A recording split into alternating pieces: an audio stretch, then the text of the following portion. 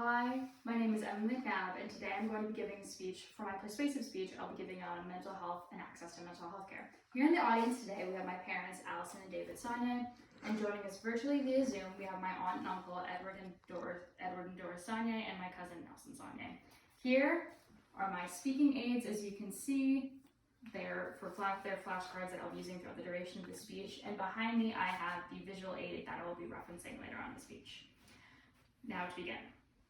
Imagine you have a broken leg, a type of cancer, or a severe health condition that seriously impacts your daily ability to function and perform basic tasks. Now imagine someone just tells you that you just have to sleep it off, or that you're being dramatic, or even worse, that you're making a big deal out of your broken leg, your cancer diagnosis, or your heart condition. Think you'll just sleep it off, or that it's all in your head, or simply just to calm down, is the reality of what millions of people struggling with mental illnesses are told by members of their community when it comes to their mental health conditions. Unlike physical illness, the effects of mental illness are much less visible and are taken much less seriously. For example, research conducted by Harvard University and published in the Journal of Health and Human Rights found that only 80 countries globally were able to report on their country's budget that was dedicated to mental health care. Today, after countless hours of research on the subject of mental health access and the shared personal experience, I will be giving a speech today in order to persuade these audience members as to why adequate mental health care must be made accessible to all people. More specifically, how increased access to mental health care resources will save lives, eliminate the stigma around mental illness, and will reduce the broader financial impacts. Now, I will first present on the impact of a lack of access to mental health care resources. Adequate access to mental health care resources mean the difference between life and death for millions of people suffering from mental illness in the United States. A lack of access to mental health care can be attributed to both lack of healthcare providers and financial barriers. According to a 2018 study published by the National Alliance on Mental Health, 55% of the participants stated that when they tried to contact a psychiatrist to receive treatment, these psychiatrists were not receiving new patients.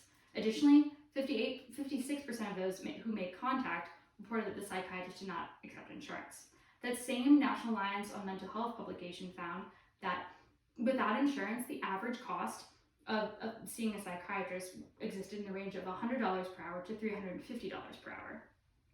Additionally, the average cost of inpatient mental health care treatment can range from $5,000 to $30,000, depending on the length of stay, according to research published by researchers at the University of Michigan in the journal Psychiatric Services. Approximately 5,000 health professional shortage areas related to mental health exist in the United States. This means that in 5,000 areas across the country, there are not enough mental health care providers for the population who need access to them. Higher access to mental health care providers and resources save lives. According to a 2006 study conducted by researchers at Harvard and published in the Journal of Clinical Psychiatry, found evidence that states with higher proportions of psychiatrists, psychologists, and social workers had lower suicide rates. According to the National Council for Behavioral Health, in 2018, the average wait time for the 46 million Americans seeking mental health care was 1 week or longer. And for those in crisis, 1 week or longer is too long to wait. And now, after hearing such strong facts around physical barriers preventing people from receiving adequate mental health care services, let's examine a less overt barrier around mental health: the stigma around mental illness. Eliminating mental illness's social stigma is one of the most important aspects to improving healthcare. The social stigma around mental health care exists in all facets of life. According to research conducted by researchers at the University of Indiana and published in the Journal of Health and Social Behavior in 2014, 68% of Americans did not want someone with mental illness as a part of their family. Additionally, 58% of Americans did not want someone with mental illness working in their same workplace. A 2014 study of college students found that on average, 55% of college students who participated in the study were more likely to have a negative perception of their fellow students with a mental health condition, according to research published in the Journal of Health Psychology and Behavioral Medicine. And that same 2014 study in the Journal of Health Psychology and Behavioral Medicine stated that 83% of students interviewed said that they believed that social stigma was a massive barrier in preventing their access to care.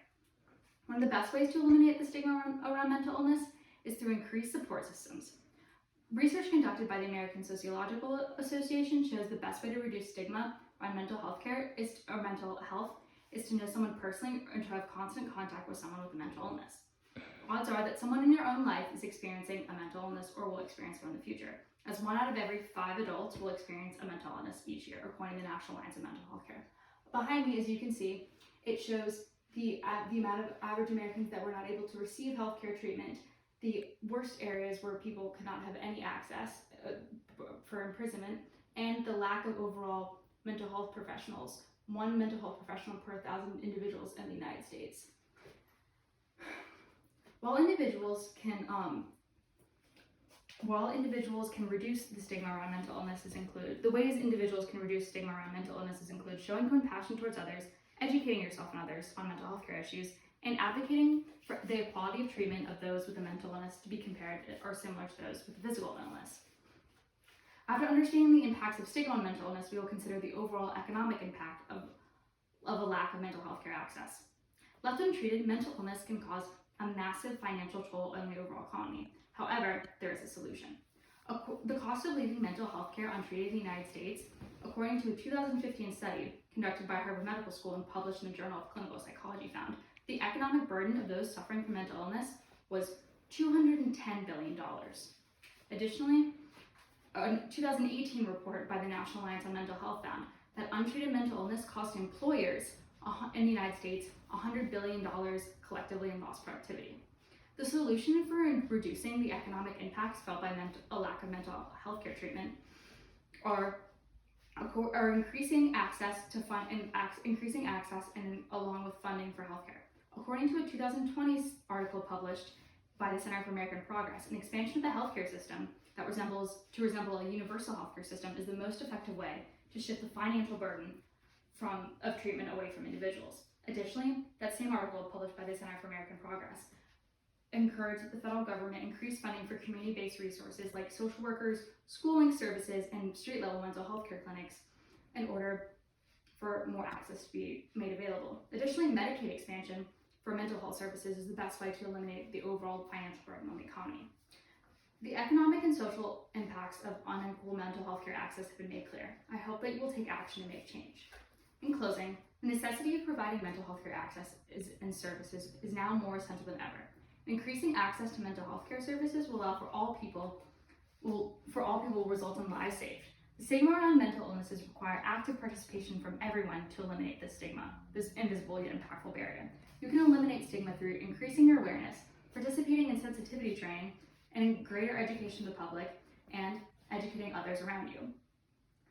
And as the impacts of untreated mental illness have broad financial impacts on the entire economy, it is in everyone's best interest to advocate for greater mental health resources in communities. Now imagine the scenario that I posed at the beginning of this speech. Imagine a world where an individual's major depressive disorder is taken as seriously as cancer, or generalized anxiety is viewed as debilitating as a broken leg. Imagine a world where mental health care conditions are viewed as seriously as any other form of injury or illness. Would that be a much more healthy and productive world? How can we make this vision a reality? Here are 2 principles and actions that you can take. Educate and advocate.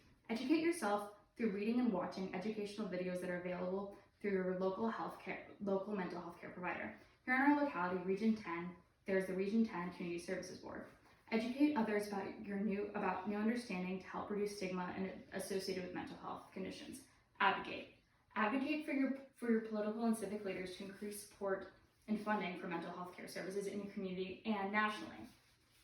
Now, you're not powerless. If we can act in our own communities, we can make them a healthier and more productive place that we all wish to live in. Thank you.